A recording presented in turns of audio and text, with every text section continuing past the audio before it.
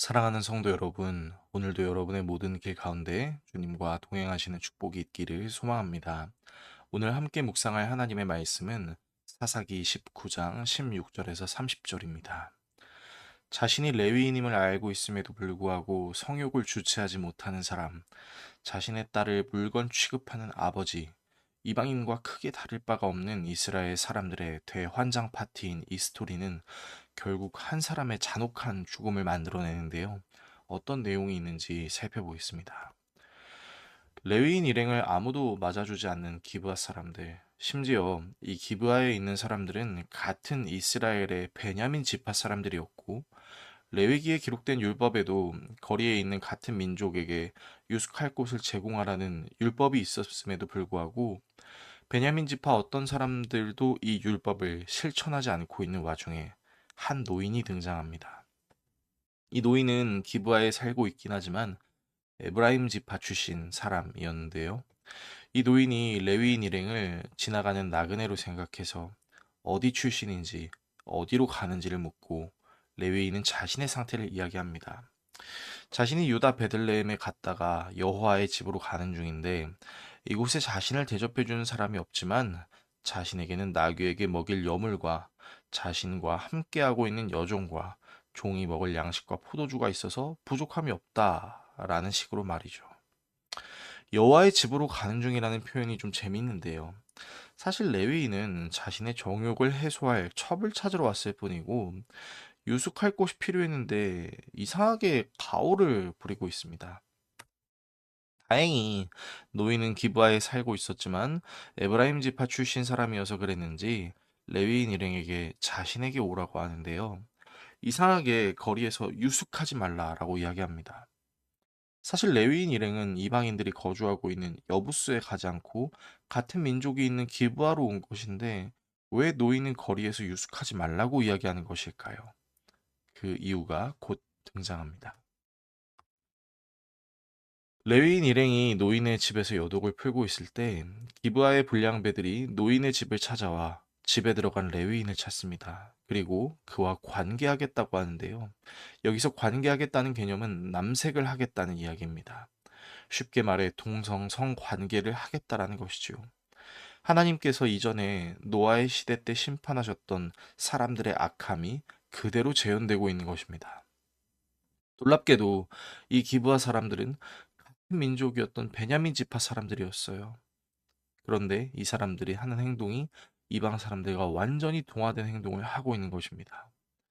그런데 여기서 놀라운 반전이 일어납니다. 노인은 기브아 불량배들에게 내 손님에게 함부로 하지 말라라고 이야기하면서요. 자신의 딸과 손님인 레위인의 첩이 있으니 자신이 이 두 여자를 데려다 줄 테니 너희들 눈에 좋은 대로 행동해라 라고 이야기합니다. 사실상 노인도 레위인과 다를 바가 없는 아주 악한 사람인 것이죠. 레위인이 자신의 첩을 물건 취급하는 것과 아주 똑같은, 심지어 레위인의 첩은 자신과 연관이 없음에도 불구하고 자신이 함부로 해도 되는 사람인 마냥 이야기하고 있습니다. 하지만 불량배들은 노인의 말을 듣지 않습니다. 그래서 25절에 그 사람, 즉 레위인이 나와서 자기 첩을 붙잡아 밖으로 끌고 나갑니다. 본문에는 이 상황이 자세히 묘사되고 있지 않지만 한번 생각해 보십시오. 이 여인이 즐거워하면서 밖으로 나갔을까요? 비록 이 여인도 외도를 했던 죄인이긴 하지만 이 여인은 아마 울며 불며 밖으로 나가는 것을 원치 않았을 것입니다. 그리고 그런 여인을 마치 필요 없는 물건을 갖다 버리듯 끌고 나가는 것이죠. 그리고 이 여인은 밤새도록 기브와 불량배들에게 집단 강간, 즉 윤간을 당합니다. 얼마나 울부짖었을까요? 결국 이 여인은 노인의 집 앞에서 심각한 윤간 행위로 인해 죽음을 맞이하게 됩니다. 레위인은 이런 여인의 아픔을 전혀 알려고 하지 않고 충분한 잠을 자고 난 후 길을 떠나기 위해 문을 열고 자신의 첩이 쓰러져 있는 것을 발견합니다. 보통 그러면 그녀를 일으키거나 괜찮냐고 물어봐야 되는 거 아닌가요? 그런데 이 레위인은 일어나라! 떠나자! 라고만 말합니다.